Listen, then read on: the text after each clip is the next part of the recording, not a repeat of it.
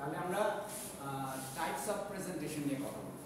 আমরা নর্মালি একটা মোটা দাগে আমরা কিন্তু জানি যে তুমি ক্লাসরুমে প্রেজেন্টেশন দাও, ভিডিও প্রেজেন্টেশন দাও, কর্পোরেট প্রেজেন্টেশন দাও, যে কোনো সেমিনারে ওয়েবিনারে প্রেজেন্টেশন দাও, হয়তো তুমি ইভেন তোমার এলাকার মসজিদেও তুমি সবার সামনে দাঁড়িয়ে কথা বলতে পারো। যে মনে করো একটা কিছু তোমাদের চোখে পড়েছে যে এলাকার রাস্তাঘাট খারাপ, জুমার নামাজের পর বা ঈশের খুতবার আগে তোমাকে সুযোগ দেওয়া হলো যে কিছু বলার জন্য, তখন তুমি কথা বলো, সেটাও কিন্তু একটা প্রেজেন্টেশন। তাহলে আমরা এই প্রেজেন্টেশনগুলোকে নাম দিয়ে ডিফারেন্সিয়েট করতে পারি না যে ও স্কুলের প্রেজেন্টেশন, ইউনিভার্সিটির প্রেজেন্টেশন, না, আমাদের দেখতে হবে যে এটার কন্টেন্টটা কি। সেই কন্টেন্ট ওয়াইজ প্রেজেন্টেশন কথা বলতে তখন আমরা বলবো যে এটা ইনফরমেটিভ। ফার্স্ট যেটা সেটা হচ্ছে ইনফরমেটিভ। তাহলে ইনফরমেটিভ প্রেজেন্টেশন কি? যে মোটামুটি তুমি ইনফরমেশন দিতে চাচ্ছ যে কোনো কনটেক্সটে। তাহলে আমাদের এই ক্লাস লেকচারগুলো কি হবে? ইনফরমেটিভ। আরো আরেকটা জিনিস হতে পারে ইনস্ট্রাকশনাল হতে পারে, যে you guys do not know something, I'm letting you know all these things, এবং that's why there will be a transfer of information from the teacher to the students. আচ্ছা, এখানে এন্ড গোলটা হচ্ছে to inform and two educate. মানে তার মানে কি, যে অডিয়েন্স, যে টার্গেট গ্রুপ, তাদের এই ব্যাপারগুলো জানা ছিল না, তাদেরকে আমরা জানাচ্ছি এবং তাদেরকে এই ব্যাপারে ওয়াকিবহাল করছি, so that they are equipped, now they can do something with this information. এটা হচ্ছে ইনফরমেটিভ। আচ্ছা, এখানে যেটা হয় যে মূলত সেটা হচ্ছে যে your audience has to listen and soak up all the knowledge that is given by you. Soak up, যে কথাটা আমরা মানে শুষে নেওয়া। মনে করো কোথাও তুমি একটা কিছু রেখেছো, একটা স্পঞ্জ দিয়ে পানির উপরে রাখলে তারপরে এটা পুরো পানি শুষে নিল। হ্যাঁ, তো এই তার মানে কি, আমি যে কথাগুলো বলছি এই কথাগুলো that has to be reached to the target audience. এটা হচ্ছে with this type of presentation you can report on new findings and new data or deliver a lecture. যেটা আমি করছি এখন, যে আমি একটা লেকচার দিচ্ছি এবং এখান থেকে target audience is coming to grasp, তারা বুঝতে পারছে নতুন কিছু, যে জিনিসগুলো আপাত দৃষ্টিতে মনে হয় যে খুব নর্মাল। হ্যাঁ, একটা ক্রাউডের সামনে তুমি কথা বলছো, বাট কীভাবে এটা ইফেক্টিভ হবে সেই জিনিসগুলো নিয়ে আমরা কথা বলছি। তো কাজেই this is adding some new dimension to your knowing or to your knowledge. আচ্ছা, তারপরটা হচ্ছে পারসুয়েসিভ। পারসুয়েসিভ হচ্ছে কি, মূলত তুমি কাউকে কিছু একটা করার জন্য উদ্বুদ্ধ করছো। ঠিক আছে, কি বলছে, what do I want my audience to do after listening to me? আমি বললাম, তারপর কাজ শেষ হয়ে গেল না, এরপর একটা কিছু অ্যাকশনের জন্য আমি আমার অডিয়েন্সকে রেডি করতে চাই। ঠিক আছে, এটা হচ্ছে পারসুয়েসিভ প্রেজেন্টেশনের মূল কথা। তাহলে কি হবে, যে you persuade your audience, change their minds and offer a new point of view so that they can take action. তার মানে কি, এটার এন্ড গোল হচ্ছে অ্যাকশন। আমরা মনে করো যে বিভিন্ন কারেন্ট অ্যাফেয়ার্সের কনটেক্সটে কথা বলছি, মনে করো যে এই যে গাজা নিয়ে কথা হচ্ছে, এটার এত কিছু মানে ইলেকট্রনিক ইন্তেফাদা আমি গতকাল বলেছিলাম, তাই না? এরা একটা ওয়েবসাইট এবং তাদের রেডিও পডকাস্ট আছে, তারপরে এমনি তারা ইউটিউবে তাদের ভিডিও আছে। সো এগুলোর মানেটা কি? মানেটা হচ্ছে যে প্যালেস্টাইনিয়ানদেরকে সাপ্রেস করা হচ্ছে আনফেয়ারলি এবং তাদের উপর একটা ইনজাস্টিস করা হচ্ছে, সেটাকেই করার জন্য সবাইকে একটু উদ্বুদ্ধ করা। যদি বিভিন্ন দেশের জনগণ তাদের গভর্নমেন্টগুলোর উপরে প্রেশার ক্রিয়েট করে, then probably something might happen, which is not happening now. কারণটা কি, যে বেশি এইটাও একটা আমাদেরকে একটা রূঢ় বাস্তবতার মুখোমুখি দাঁড় করিয়ে দেয়, যে বেশিরভাগ আরব দেশগুলো থেকে আমরা কোনো কথাবার্তাই শুনতে পাচ্ছি না। ব্যাপারটা কি, ওইখানকার লোকজন কি ওদের পাশেই এত এইরকম একটা ভয়ঙ্কর জিনিস করছে। So why are not they saying anything?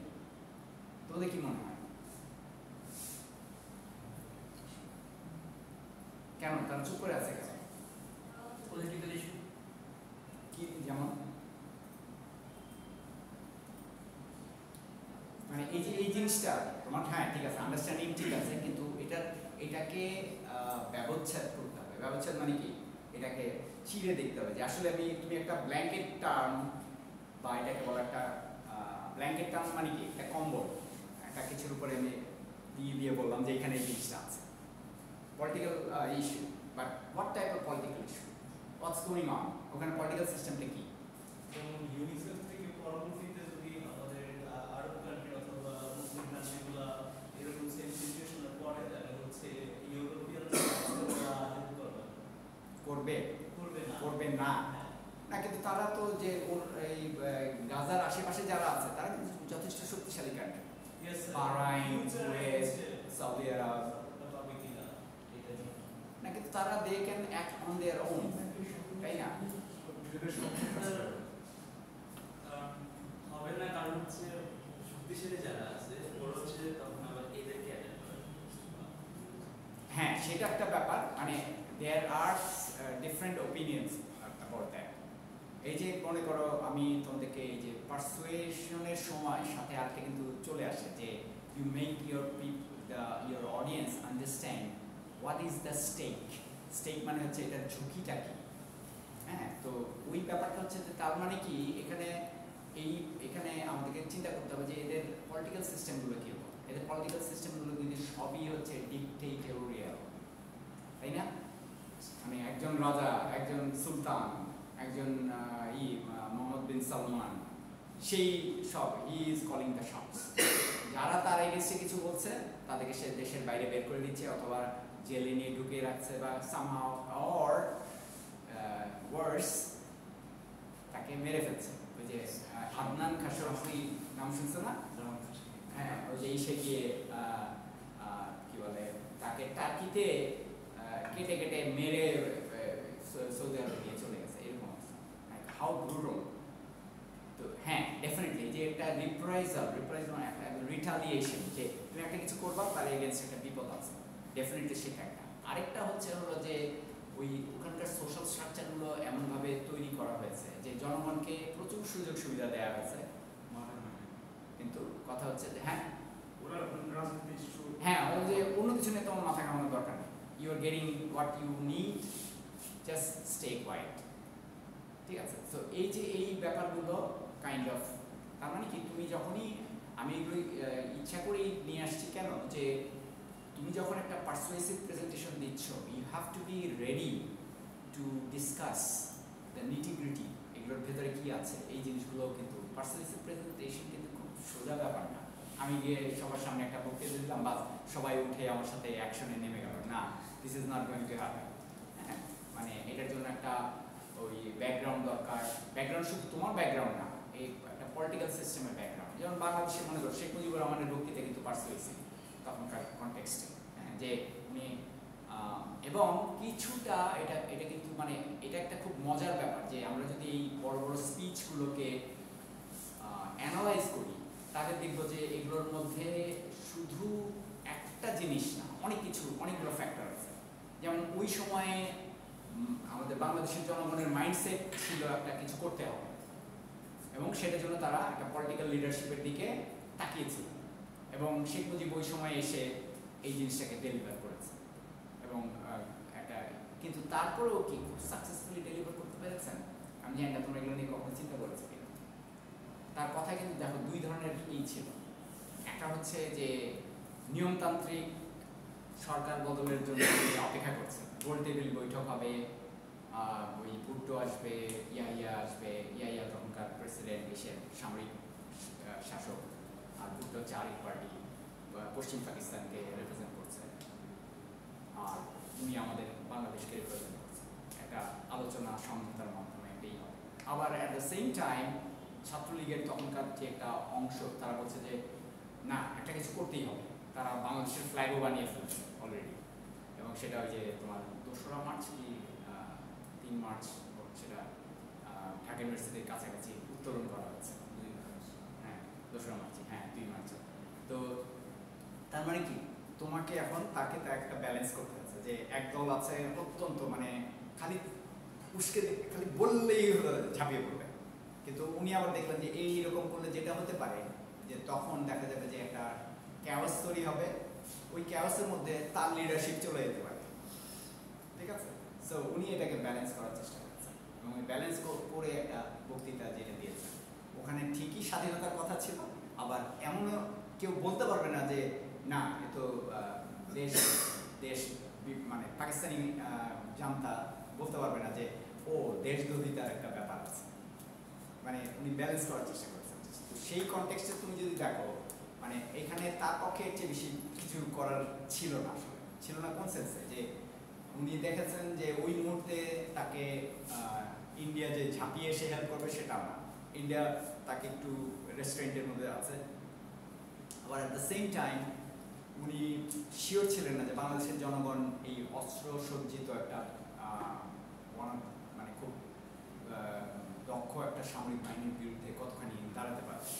Basically সেটাই হয়েছে, আমরা প্রথমে দাঁড়াতে পারিনি একেবারেই, মানে যে 25শে মার্চে যে গণহত্যা এটা তো একটা মানে একেবারে নির্বিচার পাখি মারার মতো করে মানুষ হয়েছে ওরা, হ্যাঁ। তো এই জিনিসগুলো কিন্তু ওই তার মানে কি তুমি যখন পারসুয়েসিভ প্রেজেন্টেশন দাও you have to think about the consequence of your actions also. এটা কিন্তু মানে ফর্চুনেটলি আমাদের সবার আমরা এই বিপদে খুব কমই পড়ি যে বিশাল একটা জনগোষ্ঠীকে আমি লিড দিচ্ছি, আমাকে একটা পারসুয়েসিভ প্রেজেন্টেশন দিতে হচ্ছে, একটা অ্যাকশনের জন্য সবাইকে প্রস্তুত করতে হচ্ছে। আমরা খুব কম সময়ে এর মধ্যে যাবো। আমাদের পারসুয়েসিভ বক্তৃতাগুলো বেশিরভাগই হবে হচ্ছে মনে করো একটা ছোটখাটো পাড়ার একটা কিছু রাস্তা ঠিক করা, পুকুর ঠিক করা, বা একটা মানে মাদক দ্রব্যের বিরুদ্ধে কথা বলা, বা ইসের মধ্যে এলাকায় অসামাজিক কার্যকলাপ হচ্ছে সেগুলো ঠেকানো, জুয়া চাঁদাবাজি এগুলো ঠেকানো, এই ধরনের কিছু। তো সেগুলো তো যথেষ্ট ঝামেলা আছে, কিন্তু এগুলো ওইটার মতো এত বড় না যে মানে একেবারে বিশাল একটা পরিবর্তন শুরু হয়ে যাবে। তার মানে কি মানে আমরা যখনই এই ধরনের পারসুয়েসিভ প্রেজেন্টেশন দিতে যাব আমাদেরকে we have to think about the consequences of our actions. এবং সরি হ্যাঁ হ্যাঁ হ্যাঁ অবশ্যই, মানে পারসুয়েসিভ মানে বিজনেসে তুমি মনে করো বললা যে আমি এখন গ্রিন বিজনেস করতে চাই, গ্রিন বিজনেস কথা তো আমরা মোটামুটি বুঝি তাই না। গ্রিন বিজনেস মানে হচ্ছে যে তোমার বিজনেসের তোমার যে অ্যাক্টিভিটিস সেই অ্যাক্টিভিটিসের ফলে পৃথিবীর পলিউশন বাড়বে না, তারপরে মনে করো এমন কিছু তুমি করবে না যে এটা মনে করো তাপমাত্রা বাড়িয়ে দেয়, যেটা খুব টাফ, যদিও খুব টাফ, মানে ওয়েস্টার্ন কান্ট্রিগুলো এই চালাকিটা করেছে, তারা তাদের ম্যানুফ্যাকচারিং জবগুলো করেছে কি থার্ড ওয়ার্ল্ডে পাঠিয়ে দিয়েছে, চায়নাতে পাঠিয়ে দিয়েছে, ফলে যেই পলিউশনগুলো হচ্ছে ওই জায়গায়, তখন তারা বলছে যে ও চায়না তো ওই দেখো পলিউট করছে, আমি কিছু করছি না, কিন্তু তারা they have already done something যেটা এখন আর আমরা রিভার্স করতে গিয়ে আমাদের হিমশিম খাচ্ছি, আমরা রিভার্স হয়তো করতেই পারবো না। যে তারা আমেরিকা মনে করো সারা ওয়ার্ল্ডের জনসংখ্যার মনে করো 1/6, কিন্তু তারা পলিউট করে হচ্ছে 1/4, পুরো পৃথিবীর জনসংখ্যা যা কিছু পলিউট করে তার 1/4 কি তারা করে। একজন আমেরিকান তোমার বছরে 88 টন পলিউটেন্ট তৈরি করে, মানে যেগুলো বর্জ্য তৈরি করে, এই বর্জ্যটা যাবে কোথায়। তো এই ঝামেলাগুলো মানে you have to really know persuasion, যখন তুমি বলবা যে অল্টারনেটিভগুলো কি, সলিউশনগুলো কি, সেগুলো জানো। যদিও এটা আমরা এখন মোটা দাগে বলছি, মানে এটা ডিপেন্ড করবে সম্পূর্ণভাবে তুমি কোন অডিয়েন্সকে, আমরা সামনে আমাদের চ্যাপ্টার আছে অডিয়েন্স অ্যাসেসমেন্ট, হ্যাঁ, যে আমরা অডিয়েন্সকে বোঝার চেষ্টা করি যে কী ধরনের অডিয়েন্সের সাথে আমরা কাজ করছি এবং তাদের কাছে আমার রেসপন্সটা কেমন হবে, বা তাদেরকে আমি কতখানি আমার ওয়েতে রেসপন্ড করাতে চাই, এই ব্যাপারগুলো আর কি তোমার এই পারসুয়েসিভ প্রেজেন্টেশনে খুব জরুরি। আর হ্যাঁ হ্যাঁ কাইন্ড অফ ছদ্ম বেশি নাকি, আমি করছি যে তোমাদেরকে এক ধরনের লার্নিং স্টাইল শেখানোর চেষ্টা করছে। মানে একটা জিনিস কি, যখনই তুমি যে কোনো টেকনোলজি নিয়ে কাজ করো, সেই টেকনোলজির একটা সার্বজনীন করার পদ্ধতি আছে, তাই না। প্রোগ্রামিংয়ে তুমি সিনট্যাক্সের খুব বেশি বাইরে যেতে পারো না, বাট এর মধ্যে থেকেও তো তুমি খুব চমৎকার প্রোগ্রাম তৈরি করতে পারো। তার মানে কি, এটা হচ্ছে তোমাকে ওটা জানতে হবে। আমরা বেশিরভাগ ক্ষেত্রেই দেখা যায়, এটা তোমরা মনে রাখো, তোমরা তখন নর্মালি প্রোগ্রামিং মাত্র শুরু করেছো, স্ট্রাকচার শেষ করলা, সামনে অবজেক্ট ওরিয়েন্টেড করছো, এবার কোথায় তোমাদের এই জিনিসটা বুঝতে হবে যে সিনট্যাক্স জানাটাই কিন্তু আসল জিনিস না। একটা প্রোগ্রামিং ল্যাঙ্গুয়েজের কিভাবে লিখতে হয় প্রোগ্রাম, সেটা জানাটাই আসল জিনিস না। তুমি যেই তার যেই বিভিন্ন ধরনের ডেটা স্ট্রাকচার এবং ইনস্ট্রুমেন্টস যেগুলো ব্যবহার করবা, সেগুলো কত ইফেক্টিভলি তুমি ব্যবহার করতে পারো। যে কোনো selection structure, looping structure, repetition, recursion, যেটাই বলো। তো তার মানে কি, শেখার ভেতরেও শেখার ব্যাপার আছে, যে আমি জাস্ট শুধু কিভাবে একটা কাজ করে সেটা আমি দেখলাম, বুঝলাম, কিন্তু আমি ওইটুকুই ওই পর্যন্ত গিয়ে থেমে গেলাম। আমার পদ্ধতিটা হচ্ছে অন্যরকম। আমি মনে করি যে একদম ভেতর থেকে বোঝা উচিত, তাহলে তুমি ইউ ক্যান, তোমার হয়তো এই মুহূর্তে গ্রেডে এটার প্রভাব নাও ফেলতে পারে, but you are ready for a longer term, পরের এইগুলোর জন্য তুমি রেডি হয়ে যাচ্ছ। সো মানে শেখার ক্ষেত্রে ওই জিনিসে আমি তোমাদেরকে পার্সুয়েট করার চেষ্টা করছি, যে you have to learn like you are suppose to learn, not just একটা কোনোরকম একটা শিখে গেলাম এই জিনিসটা, ঠিক আছে? আচ্ছা, আর যখন তুমি যে বিজনেসের কনটেক্সটে কথা বলছো, একটা প্রোডাক্ট বা একটা সার্ভিস তুমি নিয়ে আসছো, তুমি নিশ্চয়ই চাইছো যে তোমার অডিয়েন্স এটা কিনবে। তার মানেটা কি, তোমাকে তখন এক ধরনের একটা পজিটিভ একটা অ্যাটিটিউড নিয়ে আসতে হবে।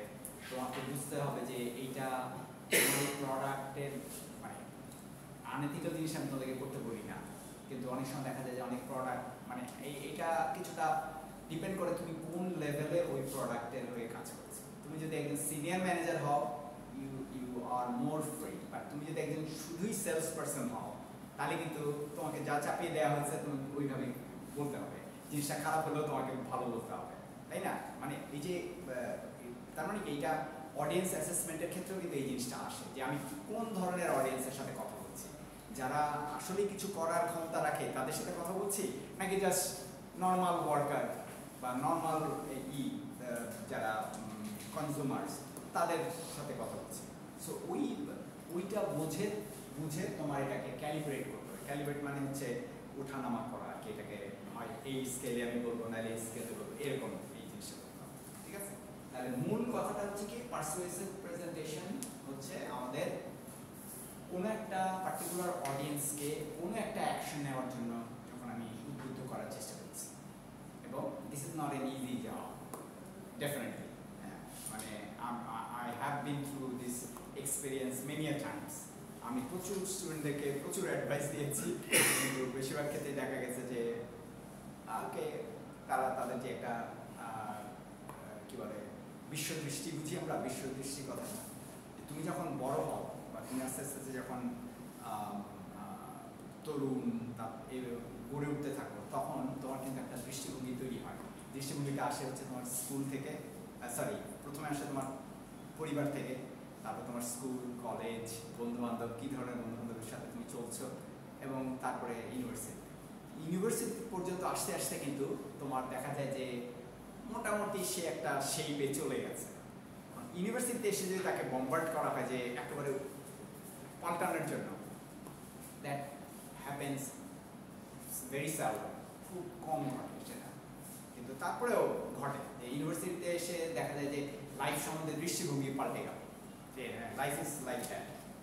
তখন এই particular person becomes very active.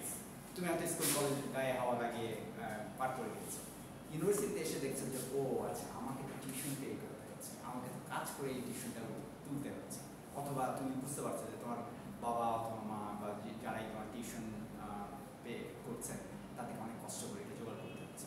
So then you become very aware. তার মানে ওই যে ওইখানে একটা গুণগত পরিবর্তন হয়ে গেল, ঠিক আছে? সো তার মানে কি, যে যখনই তুমি এই ধরনের একটা এখানে আন্ডারস্ট্যান্ডিংটাকে আরও শানিত করে নিয়ে আসা কথা, যে কোনো এডুকেশন, যে তোমাকে আরও বেটার মানুষ, আরও বেটার, আরও মোর অ্যাক্টিভ একজন হিউম্যান বিং তৈরি করে ফেলার কথা। তো কিন্তু এটা ডিপেন্ড করে ওই ইন্ডিভিজুয়াল এটাকে রিসিভ করছে, তার যেই চশমা লাগানো আছে, তার যেই চোখ, যে চশমা, সেই চশমায় কিন্তু এটা কি সেটা ওইখান দিয়ে ঢুকছে কিনা। সে হয়তো একটা খুব ডার্ক চশমা পরে আছে, বাইরের আলো ওইভাবে ঢুকছে, রিফ্লেক্ট করে চলে যাচ্ছে, ঠিক আছে, মানে কি এটা তোমাকে পেনিট্রেট করতে পারছে না, ভিতরে ঢুকতে পারছে না, তাহলে তো ইটস নট হ্যাপি।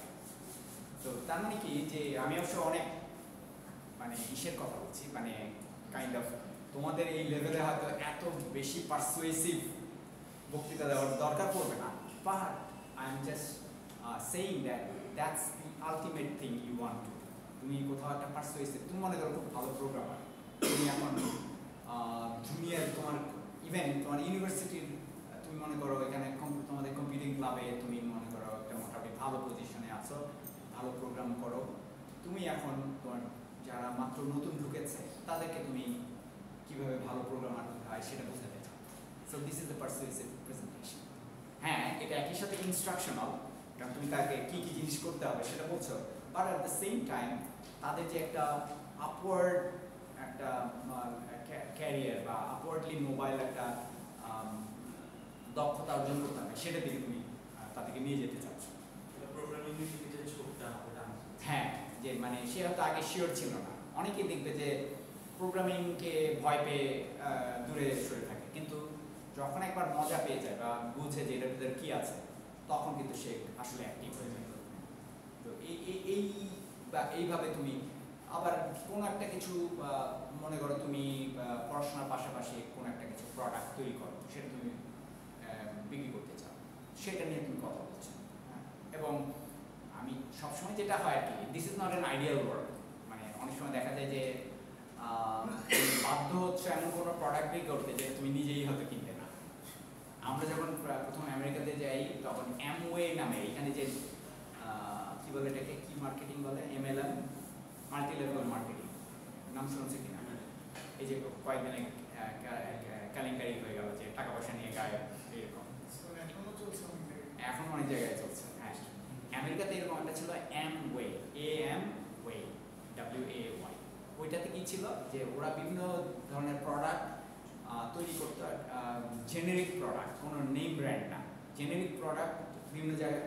আমেরিকাতে কিন্তু এখন যেটা চায়নাতে হয়, যে মনে করো তুমি বাংলাদেশ থেকে গেলা, ও গিয়ে বললো যে আমাকে কিছু টেলিভিশন সেট তৈরি করে দাও, উপরে আমার ব্র্যান্ড নেমটা বসিয়ে দাও। ওইরকম আমেরিকাতে ওইরকম জেনেরিক প্রোডাক্ট তৈরি হয়, যেগুলো এখন আমি জানি না কি অবস্থা, কিন্তু ওই প্রোডাক্টগুলোকে তুমি নিয়ে তুমি করবে কি, একটা তোমার সার্কেল তৈরি করো, এরকম একটা নেটওয়ার্কের মতো, তুমি ওদের কাছে বেচলে ওরা আবার তাদের নিচে, এবং একই সাথেই থাকে যে আরেকজনকে নিয়ে আসবে ভিতরে। এরকম সেমিনার হতো বিভিন্ন জায়গায়, আমি এরকম আমাকে আমার দু একজন ফ্রেন্ড এভাবে নিয়ে গেছে, but I was not really convinced যে এটা করে গেল। তারপরে টাইম লাইনটা, মানে জিনিসটা হচ্ছে এরকম যে নিচের যারা তারা খেটে মরে, যতই করতে থাকো ততই তোমার কাজ কম করতে হয়। সো এটা আমার কাছে খুব একটা ফেয়ার মনে হয়নি, আর এটা আমার কাছে মনে হচ্ছে অনেক দূরের ব্যাপার, তো কাজে দরকার নেই, যাইনি। কিন্তু এই যে মানে একটা নেটওয়ার্কে ঢুকে ওই নেটওয়ার্কের মধ্যে কাজ করা, সেখানে আমাদের যথেষ্ট তোমাকে পারসুয়েশন বা পারসুয়েসিভ প্রোপাগান্ডা চালাতে হয়। প্রোপাগান্ডা কেন বলছি, যে এটা it does not exist but you are bringing it in, তুমি এটাকে নিয়ে আসছো, ঠিক আছে? আচ্ছা, ওকে, আমাদের কাছে তো এটা ক্লিয়ার না যে আমরা পারসুয়েসিভ প্রেজেন্টেশন বলতে কি বোঝাতে চাইছি। আচ্ছা, এরপরে হচ্ছে মোটিভেশনাল, এটাও কিন্তু পারসুয়েসিভের মতোই, বাট এইখানে যে জিনিসটা হয় যে দিস ইজ সামথিং লাইক,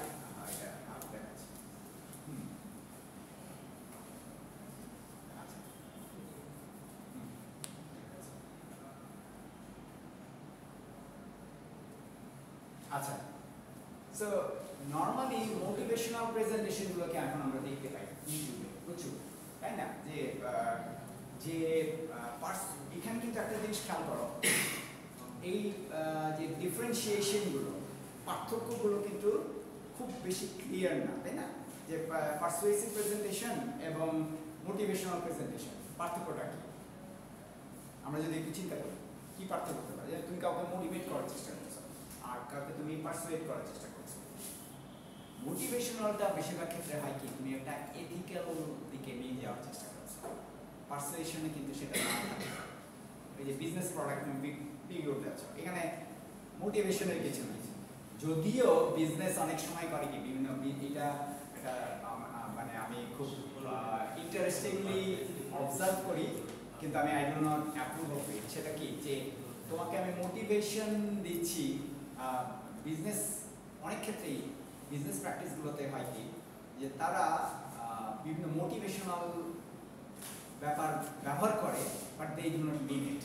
গ্রামীণ যখন তোমার 21শে ফেব্রুয়ারি নিয়ে ভিডিও করে, আমরা কি খুব বেশি হই, মানে আমাদের হ্যাঁ খুব চমৎকার একটা ভিডিও হয়তো তৈরি করেছে, বাট দিনের সে যখন শেষে বলে যে গ্রামীণ ফোন, তখন কি আমার আর ওই অনুভূতিটা থাকে?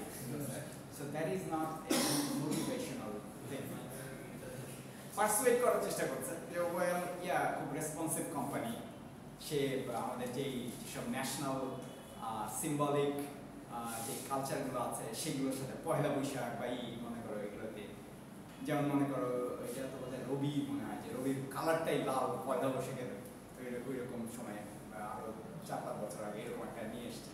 তার মানে কি এগুলো এক ধরনের লোকজনকে পারসুয়েট করার ব্যাপার, বাট এগুলো কিন্তু ওই অর্থে মোটিভেশনাল ব্যাপার না, যদিও তারা বলে যে এটা মোটিভেশন, আমরা আমার কাস্টমারকে মোটিভেট করতে চাই। হ্যাঁ, এটা পারসুয়েট করতে চাই সে। তো বেসিক্যালি তার মানে কি মোটিভেশন নিয়ে যখন তুমি কথা বলছো, you are actually thinking about something positive, something for a greater good. হ্যাঁ, সেই কনটেক্সটে তোমার মোটিভেশনাল প্রেজেন্টেশনগুলো আসবে, এবং সেটার কনটেক্সটে কি দরকার হয়, বিভিন্ন ধরনের ইন্সপায়ারিং স্টোরিজ।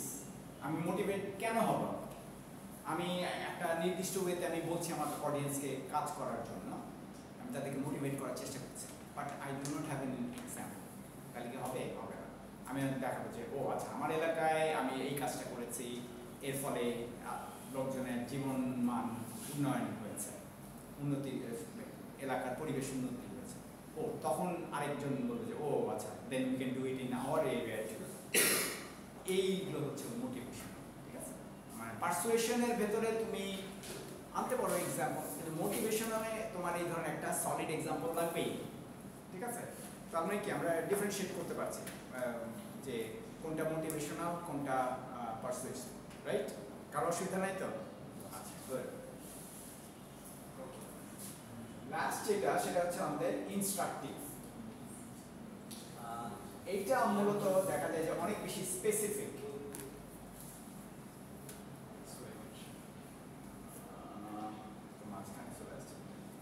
আচ্ছা, আমরা উপর দিকে যে কোনো একটা কাজ করার জন্য তুমি একটা অডিয়েন্সকে ইনস্ট্রাকশন দিচ্ছ, সেখানে কিন্তু ওই যে তোমার মনে করো প্রোগ্রামিং ক্লাবের একটা মিটিং হতে পারে, যে মনে করো তোমাদেরকে বলা হলো ডিপার্টমেন্ট থেকে যে you are suppose to arrange a programming contest. মনে করো আমরা বলছি যে আমরা এখানে ইন্টার ইউনিভার্সিটি, ইন্ট্রা না, ইন্ট্রা হচ্ছে উইদিন দ্য ইউনিভার্সিটি, আর ইন্টার ইউনিভার্সিটি প্রোগ্রামিং কন্টেস্ট করতে চাই, অন্য ইউনিভার্সিটিগুলো আসবে, তো তার জন্য আমাদের একটা কিছু করতে হবে। তখন বলা হলো যে প্রোগ্রামিং কম্পিউটিং, হ্যাঁ, যে কম্পিউটিং ক্লাব সেই পুরো এটার একটা প্ল্যান করবে, কি কি হবে, ইভেন্টগুলোকে কে কার কোনটার দায়িত্বে থাকবে, এইগুলো নিয়ে মনে করো মিটিং হচ্ছে, সেমিনার হচ্ছে, এগুলোকে আমি তখন বলতে পারি ইনস্ট্রাকশনাল। এবং ইনস্ট্রাকশনালটা বেসিক্যালি কি হয়, প্রেসাইজ মানে হচ্ছে এক্স্যাক্টলি যেটা করতে হবে সেটা বলা হয়। মানে এখানে ধোয়াটে আবছা কথাবার্তা, ভেগ কথাবার্তা কোনো স্থান নেই, it has to be concrete.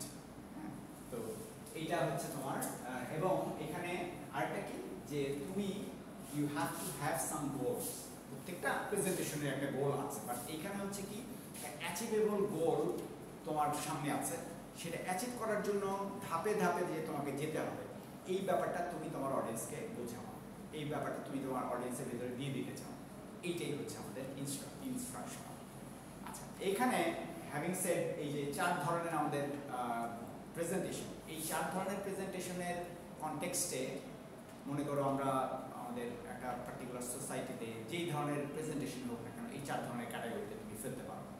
এগুলোকে তো আমরা ওইভাবে নাম দিয়ে বলতে পারি, কর্পোরেট প্রেজেন্টেশন বা ইউনিভার্সিটি প্রেজেন্টেশন বলতে পারি, বাট মোরাললেস এই 4টার ভিতরেই পড়ে। তাহলে কি হলো, প্রথমটা ছিল আমাদের কি ইনফরমেটিভ, সেকেন্ডটা ছিল পারসুয়েসিভ, থার্ডটা ছিল মোটিভেশনাল, ফোর্থটা হচ্ছে ইনস্ট্রাকশনাল। তোমরা যে ভিডিও প্রেজেন্টেশন দিয়েছো এটা কাইন্ড অফ ইনফরমেটিভ, এটা পারসুয়েসিভও না, মোটিভেশনাল না, ইনস্ট্রাকটিভ না, আনলেস তুমি মনে করো এমন একটা পেয়েছো, তুমি মনে করো গুগলে কাজ করা, তো সেই হিসাবে তুমি প্রেজেন্টেশন দিচ্ছ যারা অ্যাসপায়ারিং প্রোগ্রামার, যে হ্যাঁ আমিও গুগলে যেতে চাই, গুগলে যেতে গেলে কি কি হ্যাঁ যে ওই গুগলের প্রোগ্রামার হতে হলে কি কি করতে হবে, দ্যাট ইজ ইনস্ট্রাকশন। কিন্তু আদার দেন দ্যাট এটা মোস্টলি ইনফরমেটিভ। আর আমারটা হচ্ছে কি ক্লাস লেকচারটা কি হবে,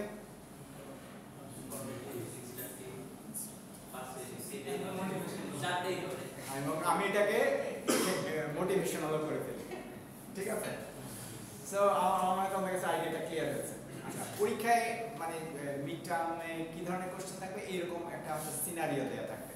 সিনারিও কিরকম, যে মনে করো তোমার এলাকার তুমি দেখলে যে তোমাদের ছোট ভাইরা তারা পড়াশোনা বাদ দিয়ে বিভিন্ন ধরনের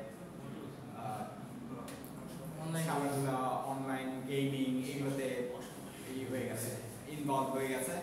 তুমি এখন তাদেরকে একটু সামনে একটা যে কাজগুলো করা উচিত এরকম একটা জায়গায় নিয়ে আসতে চাও, তাহলে তোমাকে কি ধরনের প্রেজেন্টেশন দিতে হবে? পারসুয়েসিভ অ্যান্ড মোটিভেশনাল। আচ্ছা, তারপর তুমি বললা যে মনে করো হ্যাঁ রাইট, মানে এখানে ব্যাপারটা কি, মানে এইখানে কিন্তু একেবারে এক্স্যাক্টলি একটাই প্রেজেন্টেশন হবে, এক ধরনের প্রেজেন্টেশন হবে এমন কথা না। It has to be probably some blend of one two or more, এরকম, ঠিক আছে? যে হয়তো তোমাকে একটা প্রেজেন্টেশনের ভিতরে কিছু পার্ট পারসুয়েসিভ, কিছু পার্ট ইনফরমেটিভ, কিছু পার্ট ইনস্ট্রাকটিভ, এরকম দিবে। কাজেই মানে এরকম তখন তুমি লিখবে যে হ্যাঁ this is how I would like to proceed, ঠিক আছে? আচ্ছা, তাহলে কয়টা বাজে?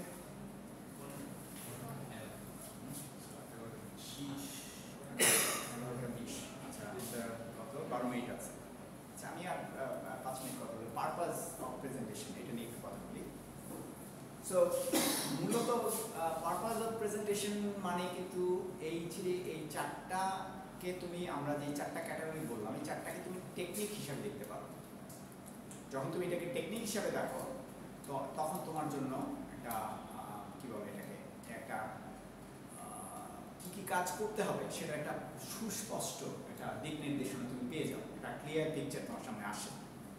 আর পারপাসটা যখন, ওটা হচ্ছে যে এন্ড গোল, যে তুমি এই প্রেজেন্টেশন দিয়েছো তারপরে কি হবে সেইটা মাথায় রেখে যখন তুমি কাজ করবে, সেটা হচ্ছে তোমার purpose of presentation. You can you want to educate people, you want to inform people, you want to make people conscious about a certain danger or a certain social issue.